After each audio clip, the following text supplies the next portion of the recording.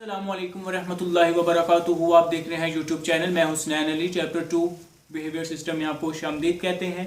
इस चैप्टर में हम टीचिंग बिहेवियर सिस्टम जो हमारा उस्ताज़ा के साथ जो हमारा बिहेवियर हमारा रवैया होना चाहिए उसके मुतालिक हम सबसे पहले बात करेंगे कि हमारे जो उस्ताद हैं वो हमारे लिए काबिल एहतराम हैं।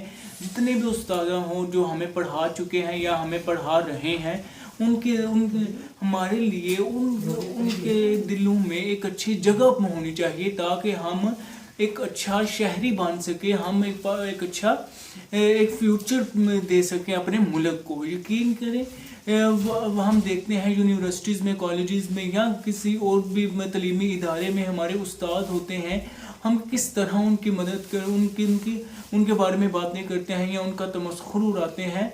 इसके लिए हमें सोचना चाहिए, हम अपने गिरेबान में जानकर देखें कि क्या हमारा किरदार बहसीयत पाकिस्तानी दुरुस्त है या नहीं। उसके लिए हमें सोचने की आज बहुत ज़्यादा एक अलग लेवल पर सोचने की ज़रूरत है कि हमें अपने उस्ताज़ा की जब तक हम यकीन करें, जब तक हम उनकी एक अच्छे तरीके से बात नहीं मानेंगे, उनकी फर्माबरदारी नहीं करेंगे, हम कभी भी एक अच्छा शहरी नहीं बन सकेंगे। क्योंकि सबसे बड़ा कारनामा वो है कि हम किसी की इज्जत करें। यकीन करें रिस्पेक्ट जब किसी कौम में ख़त्म हो जाएगी तो यकीन करें उसमें बुराई का अनासर ज़्यादा होगा। सोशल मीडिया सिस्टम को मैं कह रहा हूँ बार बार, इसने हमें तबाह किया है। सोशल मीडिया तबाहकुन चीज़ नहीं थी, हमने इसको तबाहकुन चीज़ बना दिया है इसका गलत यूज़ करके। हमें नहीं पता होता कि हम जो क्या वन क्लिक से आज बहुत कुछ हो रहा है। एक क्लिक से हम एटम बम भी चला सकते हैं।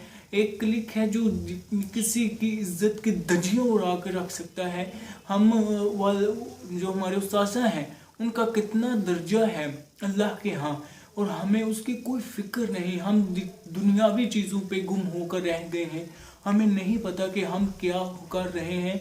आज ये बुनियादी मकसद हमारा यूथ को ये तैयार करना है, एक यूथ को ग्रो करवाना है अगली नस्लों के लिए, फ्यूचर प्लान के लिए, ताकि वो आने वाले जो मसाइल हैं, आने वाली अनासर हैं, उनके लिए रेडी हों कि किस तरह वो उन हालात का, उन मुश्किलात का मुकाबला कर सकें।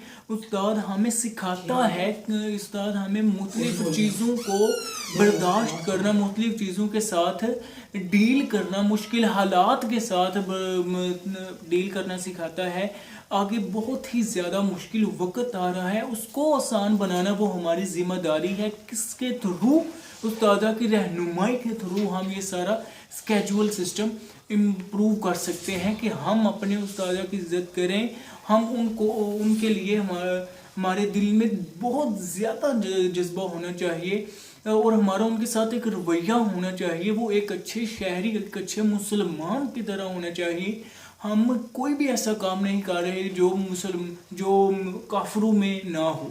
हम काफिरों वाले मुशाबहत इख्तियार कर रहे हैं, और ये कुरान की आयत का मफहूम भी है कि हाँ वो उसी में से हो जाएगा जो किसी कौम की मुशाबहत करेगा। ठीक है, मसलन क्या है इसका, अगर मैं मज़मून बयान करूँ तो उसका मतलब ये है कि जो किसी की नकल करेगा अगर काफिर की करेगा तो वो उन्हीं में से होगा। आप देख सकते हैं हमारा जो सारा सिस्टम है वो किसके थ्रू चल रहा है। वो हमारा सारा सिस्टम बेहयाई पे है। हम फर्ज करें अगर कोई वीडियो है, अगर किसी अकेले लड़के की हो गई तो वो इतनी वायरल नहीं होगी कि जब तक वो साथ कोई लड़की ना आ जाए।